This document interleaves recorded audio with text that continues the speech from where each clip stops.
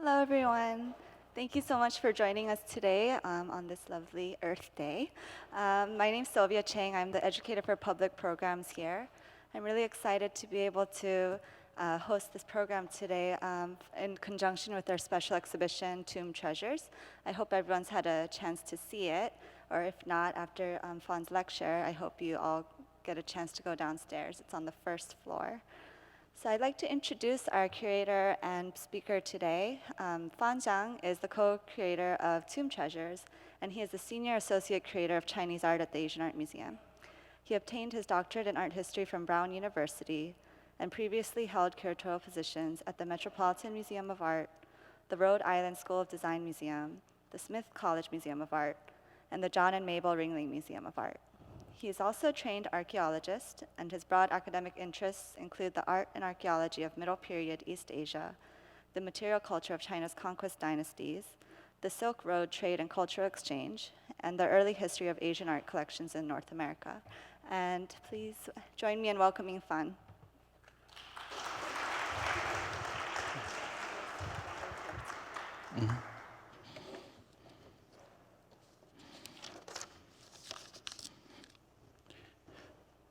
Good afternoon, everyone. Welcome to the Asian Art Museum. I'm the curator of Chinese art and also co-curator of this exhibition. I'm very glad to give a brief talk about the beliefs in the afterlife of Han Dynasty and also some kind of collection highlights of this exhibition, and also provide some kind of quiet space inside this Asian Art Museum building so you can meditate about life, death, and afterlife. Okay, so in today's talk, I'm going to include two sections. First, I would like to talk about beliefs about the afterlife and address questions such as one, why the nobles of Han Dynasty built tombs as their underground home, and also preserve the bodies of the deceased. We are also going to see why and what they prefer to bring in their tombs to provide some kind of comfortable life as they had previously. After that, you are going to see some kind of highlights of the exhibition. And after my brief introduction, you can have a better idea when later you observe those individual objects in the galleries. So first, I would like to address the beliefs about afterlife in Han Dynasty, which really inherited some kind of very long belief system from earlier Neolithic cultures in China. And from lots of archaeological excavations and finds, we learned a lot about those ancient people, how they imagined the world beyond their realms, and how to prepare the deceased for the new journey and afterlife. On this slide, you are going to see excavation from the Liangzhu culture, which is located in the lower reach of the Yangtze River. The Liangzhu culture has an advanced jade industry that has been proven by the rich discoveries of jade carvings from its cemeteries and ritual sites. The two most popular shapes in the Liangzhu culture, as you can see on the slide, are the chong, or square blocks that encircle cylindrical inner tubes, and the bi, or perforated discs. According to the rites of Zhou, the bi represents the disc represents heaven, while the chong symbolizes the earth. The chong on the right has a polished surface with a luster and also its four corners decorated with schematic monster-like masks, which believed to provide this kind of tool help the privileged to communicate with heaven and spirits. So this burial site really shows how this kind of jade carvings treasured by those powerful and privileged in Neolithic period and kept with those chieftains and elite in their graves. From the 1st century BCE, the Chinese elaborated a new conception of immortality. Paradises was thought of as home for the particular gods, or now places where men and women might dwell forever. People also started to concern about the preservation of the corpse, and small plaques were sewn to the burial garments of the nobles. Here you see two examples of silk paintings discovered from Warring States period tombs in Hunan province. And these two images pretty much show the idea about the afterlife of the people at that time. They believe the death means the start of a new life journey, and the separation of souls from the body started at the moment of death. Here you can see the deceased journey, the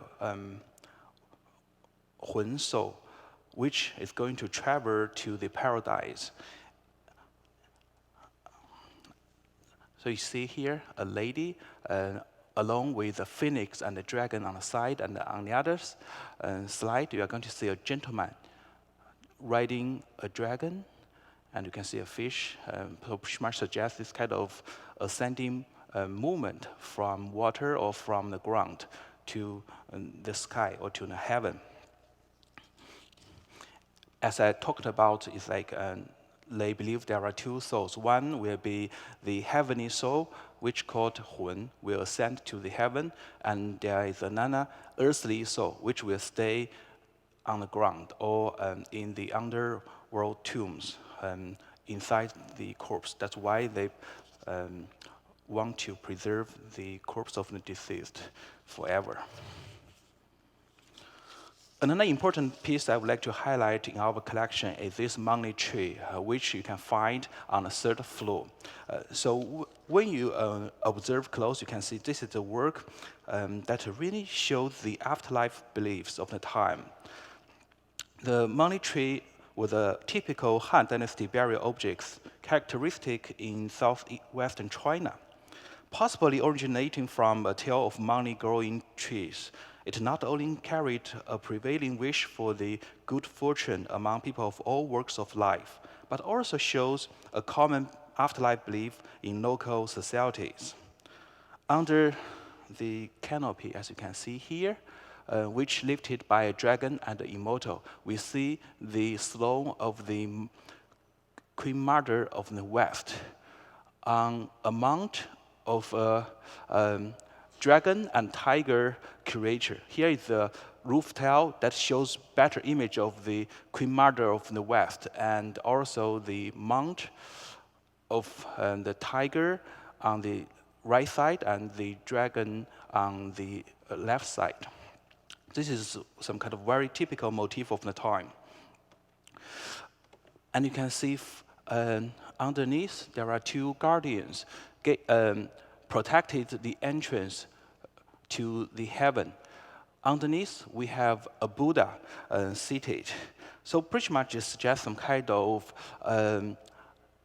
idea or beliefs about the heaven. Underneath, on this pottery or ceramic base, you are going to see a large ram used by the deceased as some kind of mount animal to ascend along the divine Magna Tree to the heaven or to the sky, suggests this kind of journey of the deceased to the west. So this work shows an interesting melding of Taoist and Buddhist deities in the early Chinese funerary art. When the Buddhist iconography was first introduced to southwestern China, the figurines of Shi Wangmu, or Queen Mother of the West, and the Buddha pretty much often appeared together, possibly because they both came from the West. It was believed that Shi Wangmu dwelt on Mount Kunlun in the West. And this mountain, Mount Kunlun, would be the place where the Hun soul of the deceased would be led to, because it was the gateway to the paradise and connected earth and heaven. The most amazing visual evidence actually comes from a burial banner from the tomb of Ma Wangdui, which belonged to Lady Dai of the Changsha Kingdom during the Han Dynasty. This tomb was excavated in the 1970. As you can see here, we have the original piece, and this is the original photo showing the excavation image. It's actually used as some kind of burial banner by the procession during the funeral.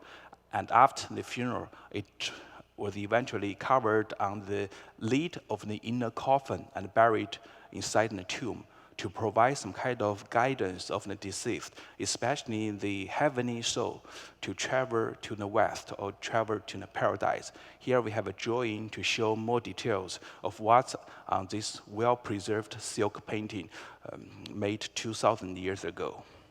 Here we can see more details. On the top portion shows the section of heaven, how people imagined heaven at the time.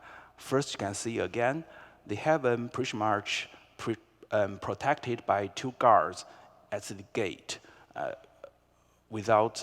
So pretty much without invitation, the deceased cannot freely enter the heaven or paradise. On the top will be Lü Wá, the deity believed to create the universe in Chinese folklore, which is some kind of half female and half snake creature. She is flanked by the moon on the left and the sun on the right. Here we can see two details. I really like this image to show this kind of untrammed imagination of Han people. So you can see the moon in the crescent shape is represented by the large toad with long horns and running deer. Underneath, you can see a young girl relaxed sitting on the wing of a flying dragon over the clouds represented by these patterns. And you can see this kind of motifs again and again in works in the galleries downstairs. So those kind of mysterious creatures and auspicious animals are pretty much used again and again by Han people to render their cosmological world in their imagination and for the paradise dwelt by those deceased. Here we see the right half, the sun represented by the red bird in the center, accompanied by 8 small suns in the sky, where you can see the dragon floating in middle. It is related to some kind of tale in Chinese culture that a hero eventually would shoot down 8 other small suns and only keep one sun because the temperature is too hot at that point. In the middle section, pretty much shows the earthly world or the human world. Where in the first section, you can see the tomb occupant, the deceased elder lady, Lady Dai, at her 50s, pretty much stand along with servants at the back to say goodbye to her sons. They stand on some kind of platform ready to be lifted by these 2 dragons and eventually sent to the heaven. I just want to show you we discovered another similar funerary banner from tomb number 3 belonged to her son, which is located south of this Lady Dai's tomb.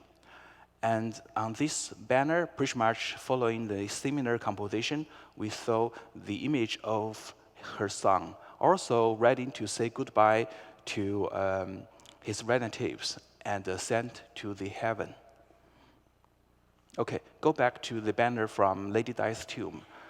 In the lower section of the depiction of the human world, we see some kind of ritual setting scenes with lots of bronze and lacquer vessels laid at the foreground. And we also see the burial or funeral, the platform where the lady dies body laid down, and lots of servants mourn before this lady's coffin. And the whole world pretty much carried by some kind of Hercules-like figures who stands on some kind of big whale or shark-like fish in the ocean. And this is pretty much the depiction of the world imagined by Han people. So what I want to highlight here is like today we only talk about beliefs about the afterlife before the introduction of Buddhism. And since the introduction of Buddhism to China in the middle part of 1st century BCE, lots of people changed their mind and really less care about this kind of eternal preservation of the human body. Because Buddhism changed the belief system of the afterlife and added the concept of hell trials and purgatory. To a Buddhist, death is a reminder of the impermanency, of the preciousness of life, and also the necessity of diligent religious or Buddhist practice. The basic principle underlying the burial rituals and activities is twofold. First is about purification of the bad karma, and then about accumulation of merits. So bad karmas may drag one down to the undesirable realms or hells, while lack of merits will preserve one from getting a good rebirth or attaining transcendency from the transmigration. Also, Buddhist believers believe in the Pure Land, where the deceased, if they practice Buddhism diligently, would eventually ascend to, where they can see Buddha and other bodhisattvas, deities, welcome them in the Buddhist paradise. So lots of Buddhist laymen thus presumed cremation and the preservation of bodies was less important to them. Since then, the popular beliefs about the journey after one's death also changed a little bit.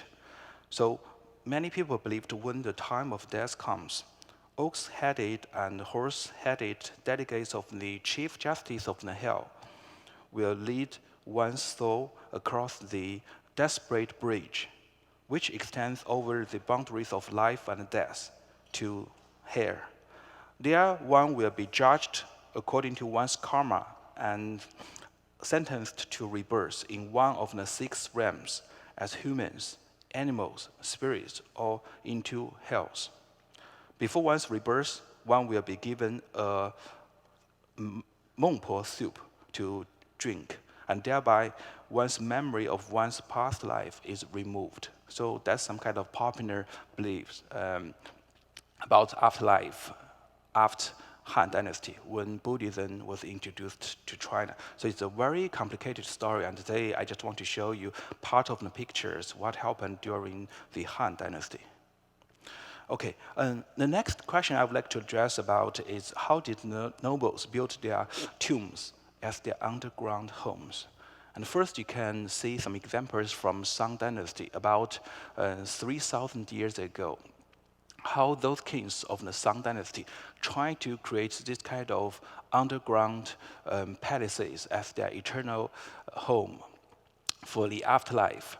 First, they presume this kind of grand look of those tombs, and they often have depths more than 30 feet underground and have long ramps, either 2 or 4, leading from 4 directions to the central burial pit. Well, they are going to have lots of sacrifices of real human, either slaves or captives from battles to bury, you can see from those skeletons, to accompany them in the afterlife, to serve them forever. Also, they want to have those stone or pottery figurines as replacements or alternatives of those real human sacrifices. From these two figurines, you can see they are actually captives or slaves, lost their freedom. You can see this kind of handcuffed, either at the front or at the back. Also, they would like to bury lots of important ritual vessels because only those kings had this kind of privilege and power to own ritual vessels as a way to communicate with heaven. The royal tombs, this kind of institution pretty much was developed into some kind of extreme by the first emperor of China, Qin Shi Huang. Around 210 BCE, his imperial mausoleum pretty much showed this kind of extreme at that point. He converted a whole mountain into his private necropolis and walled the mountain with 2 layers of walls. At the front, the east side, he buried lots of terracotta army soldiers as a way to march at the front to remove all the barriers on his way visiting the east, because he believed the paradise or the isles of the immortals pretty much in the ocean. So he wanted to have his mausoleum facing east. The Han emperors pretty much followed the institution of Qing Dynasty and built large pyramid-like mausoleums in areas around the Western Han capital, Chang'an, modern-day Xi'an. As you can see, this is some kind of old picture taken before World War II, and lots of stones still well preserved on the piled earth of those large tumulars of Han mausoleums. It is believed lots of above-ground pavilions and architectures were built over those kind of large pyramid-like imperial mausoleums.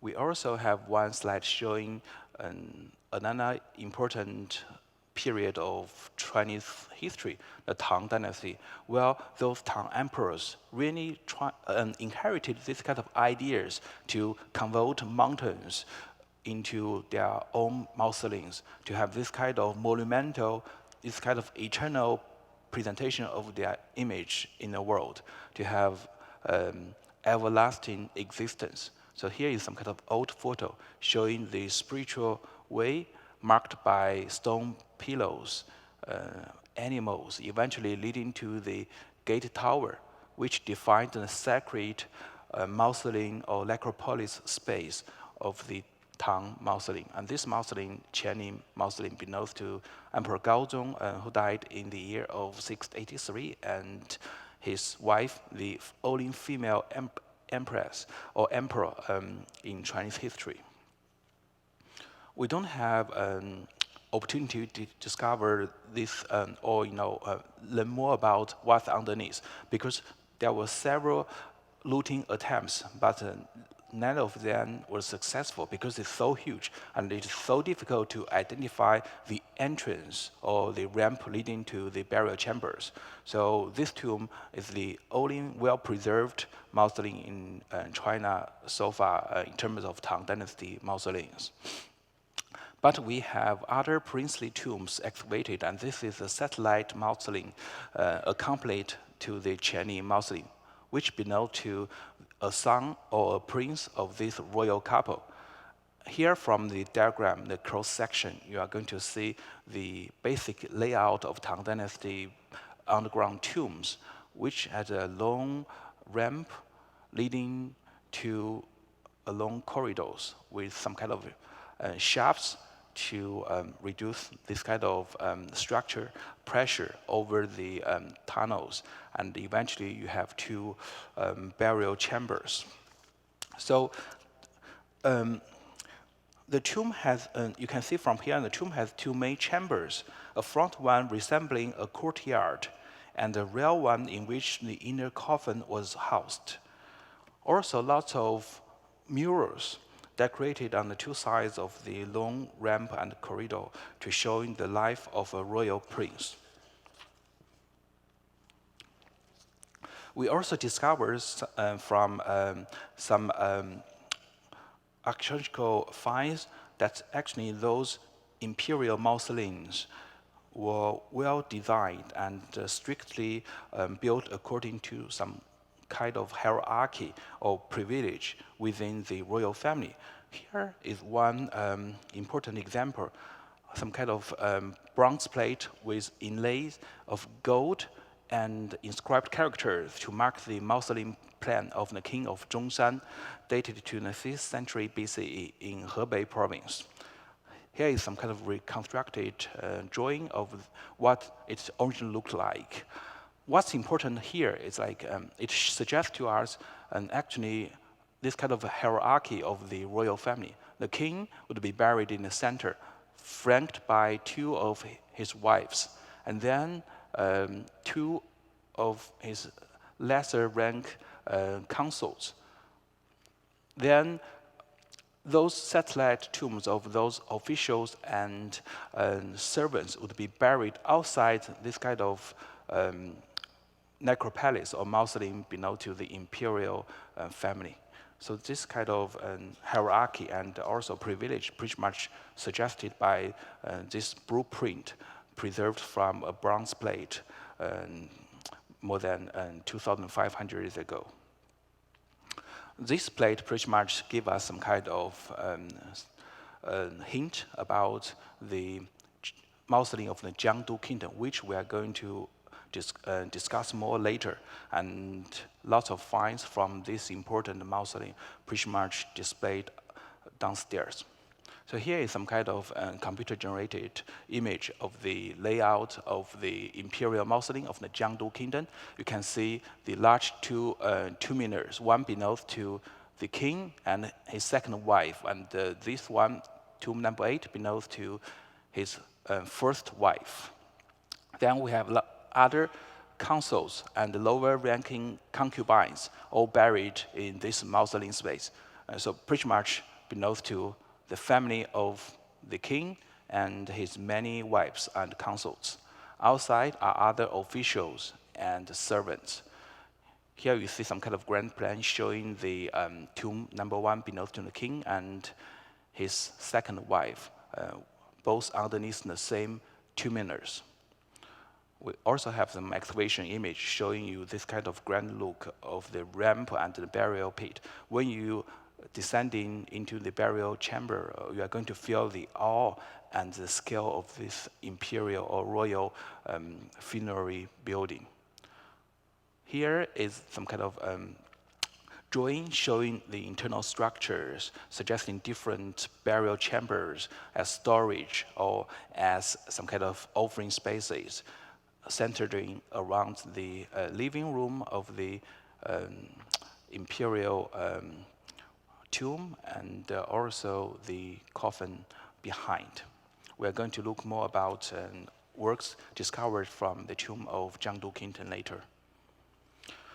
I want to suggest this kind of layout, this kind of idea to build tombs pretty much inherit from other earlier kings and princes in Chinese history. And this one belongs to the Marquis Yi of the Zheng state, dated around 433 BCE. Excavated in 1978, some kind of major discovery of the true archaeology in China. Here you can see the excavation image showing the scale of the wood-constructed burial pit, where you can find 4 compartments in this large wood structure. In the center is the ceremonial space, where the ritual bell was displayed. And to the east is the main chamber, where belongs to the deceased tomb occupant, the Marquis of Zheng state. And in this chamber to the west, we discovered 13 coffins belonging to young females who believed to be musicians supposed to perform the ritual bell and chime site in this central ceremonial chamber for the deceased prince in the afterlife. And then in the chamber to the north, we discovered lots of food supplies, vessels, and storage space, provide anything needed for the tomb occupant. Here is the photo showing the beautifully decorated outer coffin, so right here, of the Marquis of Yi. And you can see sophisticated geometrical patterns decorated on the surface of wood panels and also bronze frames to mark the outer coffin. Also, interestingly, we have some kind of small window in the lower portion preserved for the exit of the soul of the tomb occupant. We also have image of the beautifully painted burial coffins where you can see windows and doors to decorate the coffin as some kind of underground home of the tomb occupant, where you can see creatures with feathers and wings guarded this underground palace of the tomb occupant. And you can compare this coffin image with the large jade coffin in the Hambrick Gallery later to see similarities and differences between these two coffins. So far, we discussed the burial pit of true styles. And also, I want to suggest in the early Han Dynasty, those kings also discovered or invented this kind of mountain tombs carved out of rocks. This is the new type first discovered in Xuzhou city and was believed belonged to the true kings in the early 2nd century BCE. So the Sizishan mountain tomb exemplified this type of new royal tombs. And some finds from this tomb are pretty much displayed downstairs as well. So you can see from these images, right now we have some kind of on-site museum, and you can enter the tombs to visit different chambers and storage spaces along the long corridor leading to the back. You can see from this drawing, the tunnel connects a suite of main and side chambers and niches that include living areas, as well as various cellars, baths, and toilets.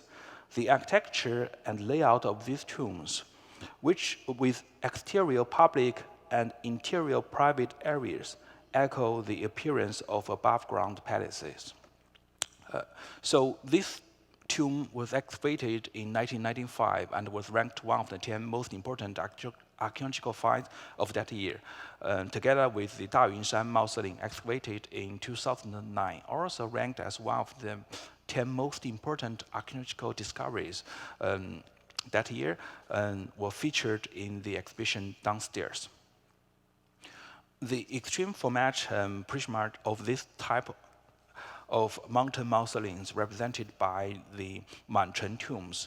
As you can see from the old photo, we have these two tombs. One belongs to the prince, and the other belongs to his wife, carved out of the mountain's side at the top of these huge mountains. Here is the image of the May burial chamber, where you can see what's left on the ground and also a door leading to the living space of the king in the underworld. Okay, next I would like to talk about how did the Han nobility preserve their bodies and why did it matter? The rich finds from royal tombs reflect not only the preparation for the afterlife, but also concern for starving of death and decay. So Han nobility were fascinated about alchemy and used elixirs to retard death, thinking ways of achieving eternity. They also believed in the mystical world of spirits and deities, and devoted themselves to Taoist rituals in effort to obtain immortality. And beyond that, they also want to have all kinds of measures, all kinds of methods to preserve their burial, preserve their bodies underground. So the way they managed to do that is to have those tombs buried really deep in the ground, or with deep, with 30 or 40 feet underground. Then they would like to wrap those burials with many layers, and you can see from the tomb of Marquis of Dai or Lady Dai, they provided at least 8 layers of protection. First is outside some kind of piled dirt or earth, and then with a layer of white clay to completely seal the burial from the outside world. Then they have a third layer of charcoals, black charcoals, to absorb liquid or water. Then they have a wooden structure as the burial pit. Inside the wooden structure, they have 4 coffins. One outside larger coffin, along with 3 inside small coffins. So that's the reason why the tomb, this tomb contains the remains of a woman in her 50s, Lady Dai, so well. And later you're going to see the condition of the preservation of objects and corpse inside. So beautifully painted coffins as a set. And then this is the inner coffin.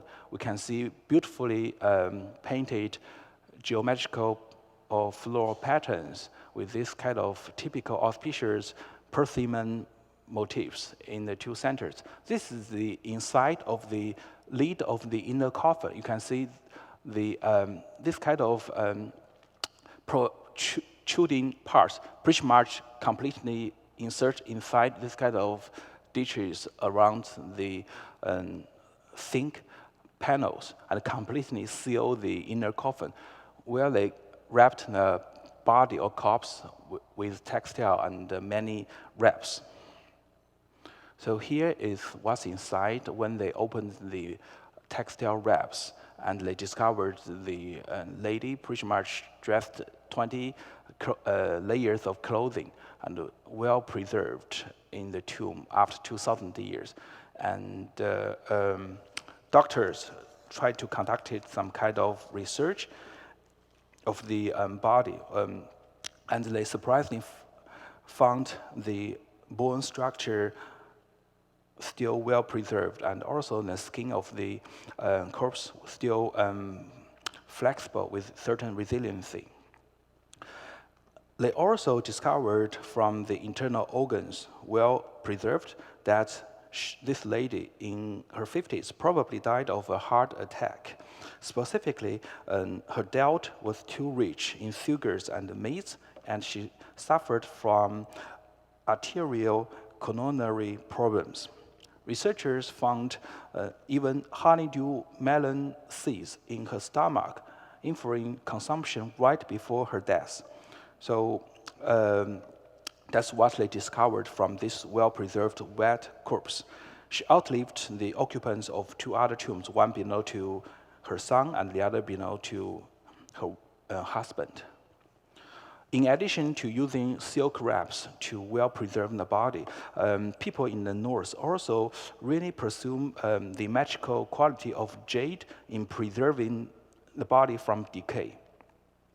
So lots of nobilities in northern China used jade plaques to block the 9 orifices of the body, because they believe this kind of jade blocks pretty much can enclose the energy inside and also protect the poor or earthly soul within the corpse without interruption from outside. So you can see 2 plaques for eyes, nostrils, ears, and for the mouth, and then something for the anus.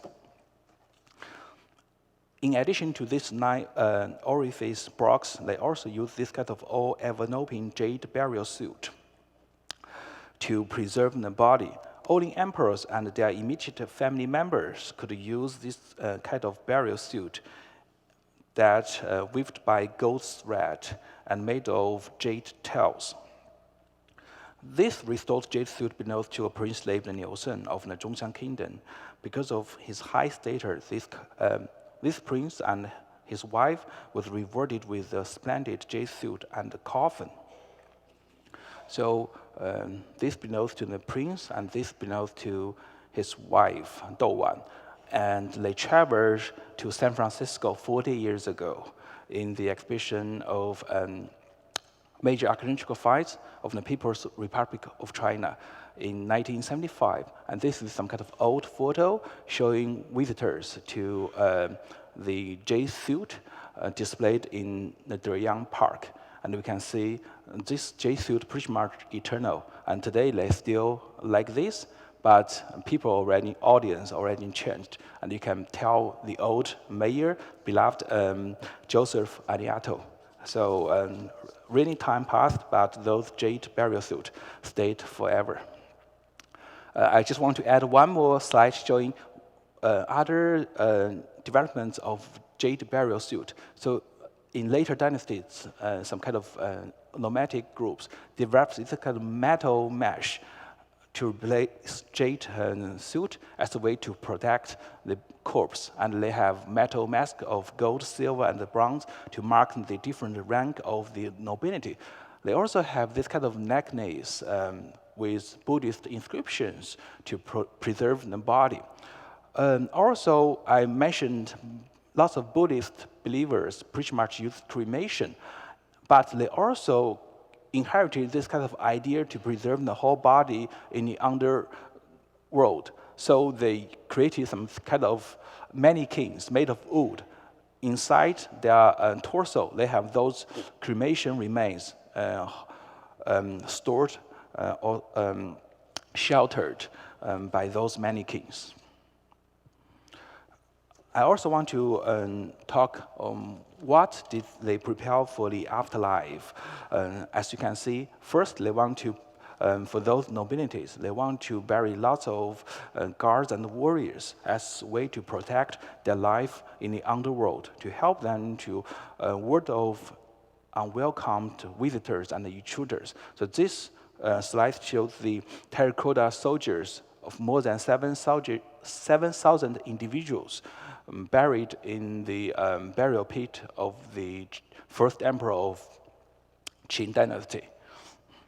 Here is some kind of image showing how they look like originally. And you can see they include different types of soldiers, including infantry, chariots, drivers, archers, and also some kind of generals dressing black, because black is the most elegant color in Qin Dynasty. The emperors also try to have their vessels beautifully decorated with gold, silver, and precious stones buried in their tombs. Here is the burial pit showing the two half-life-size models of chariot sets belongs to the first emperor of the Qin. The first chariot with some kind of open cabin and a large umbrella is driven by a standing gloomer. And we have another chariot which has a closed cabin and is driven by a seated driver. We also have smaller mausoleum figurines discovered from Han Dynasty, and those Han emperors, they inherited this kind of ideas, but because of the financial limitation or restriction, they used small size figurines, but still lifelike and showing this kind of gender features and also different faces. Even they were mass-produced. You can see some of them downstairs, as well as those typical or most representative Han dancing figurines, showing this kind of dynamic movement of court dancers imitating flying swallows. Here you see 4 examples, and it's very interesting. This year, three museums pretty much have the Han exhibition at the same time or around the same time. So one is here, downstairs at the Asian Art Museum, and one right now is in New York City at the Metropolitan Museum of Art. And another one will be displayed in Nelson Atkins Museum in Kansas City. So if you want to see all of them, you need to travel to three places. Okay, I just want to show you more images of the Ma Wangdai tomb, which is well preserved and also not rooted. So from this tomb, we really have some kind of important evidence suggesting what people really care about and what they want to take into their afterlife. So as we can see here is this burial pit. You can see how deep it is in order to well preserve everything for thousands of years and also keep tomb robbers away. And we have three tombs. Tomb number 1 belongs to Lady Di, and tomb number 2, number 3 belongs to her son in the south, and then tomb number 2 belongs to her husband. Here is the excavation image showing the burial chamber, where different compartments used to preserve different things for the use of the tomb occupant. So this west chamber preserved lots of pets and food supplies for the tomb occupant. So here shows the box where 2 poor dogs were kept inside. In addition to dogs, they also have sheep, chicken, fish, all kinds of animal and birds inside, possibly enjoyed or kept by the tomb occupant in her life. In the northern chamber, we can see well-preserved food, and including lotus soup, grains, and a complete meal including rice and the meat. So still set on the lacquer set, as if the tomb occupant never got a chance to finish it. Then in the eastern chamber, we have lacquer-made vessels, boxes, figurines of servants, as well as bamboo slips recording what's buried in this tomb. Then we have the the southern compartment used to store all kinds of items to mark the privilege and the wealth, including jade discs, cash coins, and also lots of tusks, some kind of precious material or exotic material. In addition to that, they also have important books, maps, and contracts. So all important things they want to take into their underworld palaces. So that's pretty much a very brief discussion of the beliefs about afterlife and why people want to build underground tombs, preserve their bodies, and also take all things needed for the afterlife. Because the time issue, I would like to wrap very soon, just show you quickly of this slideshow about the tomb of Jiangdu Kingdom that we featured in this exhibition. Here is the map showing the ground plan of the Mouseling. Here you can see more details of the tomb belongs to the king, his second wife, his first wife on this side, and then other concubines as a real section. And the whole tomb, along with other princely tombs, are all from the Jiangsu province in eastern China. The whole exhibition consists of 3 subjects based on auspicious phrases of Han Dynasty. People really try to pursue 长乐未央, or everlasting happiness without end. In this section, we are going to explore the luxuries and splendid court life of Han Dynasty. After when people enjoy this kind of everlasting happiness, they would like to think about they want to have their life lasting forever. So they pursued 长生无极, or eternal life without limit. In this section, in the Handbrake Gallery, we're going to explore the beliefs in the afterlife and also pursuits of immortality. So you are going to see jade objects and burial furnishings in the second gallery. In the third gallery, we're just trying to suggest some kind of next level of pursuit of those nobilities. They want to be remembered forever. So 长物相忘, enduring remembrance without fail. In this gallery, we are going to explore the intimacy and the romance of the court life and lots of untold stories at the Han court.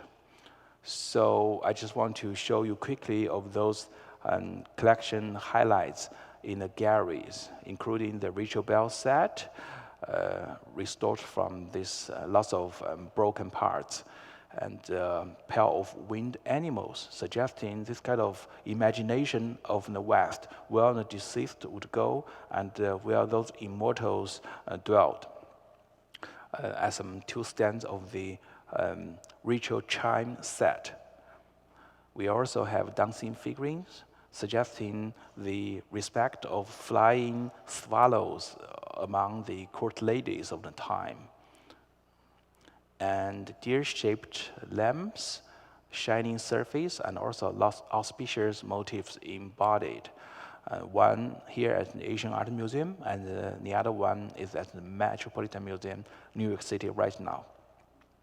Then we have eco-friendly reading lamps used by Han nobility, which can absorb smokes from these two tombs into the water in the body. And also you can adjust brightness and the direction of illumination. Then we have hot pot 2,000 years ago, featuring 5 parts. You can put hot and burning charcoal in the center and then have 4 compartments for broth and the soups.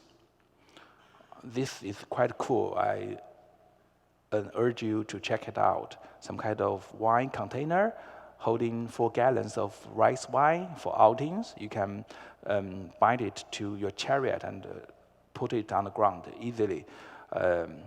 And also some kind of ciphering or a wine sieve vessel to suck wine out of these kind of long containers to distribute among banquet attenders.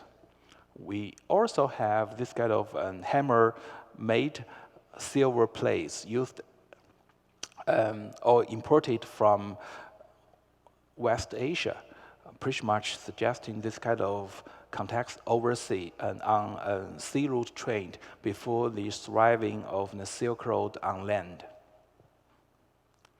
And jade coffin, moon and sun on 2 sides, and 5 stars marking the sky, and lots of missing doors. They used to have painted panels decorated with metal works, but all rotted away. Then we have another jade coffin discovered from Dayun Mausoleum. It's more beautifully restored, and all jade plaques decorated inside. Here is some kind of excavation image showing details and how those jade plaques and gold inlays were painstakingly laid on the coffin panels. Han people really care about personal hygiene, and based on historical record, the emperors gave officials and high-ranking nobilities a weekend break every 5 working days, especially for them to take bath. So they have all set of bathing vessels, including tripod to boil water, and then silver large basins sit inside to pouring water to take showers, as well as a whole set of bath stones of different textures, different sizes to exfoliate their skin. Both men and women of the Han nobility care about makeups, care about their public appearance. So they have cosmetic boxes holding cups, mirrors, makeups, powders, all kinds of things inside, including this kind of jade fish to massage their skin, to remove those dead skins, to preserve this kind of eternal young look. And we also have the oldest toilet, this time in San Francisco. We borrowed from Xuzhou City in China to show this kind of new inventions of pedestal-style toilets of the Han Dynasty. Well, people built not only toilet, but also bathrooms as suite set connecting to their bedrooms in their tombs, mirroring above-ground palatial architecture.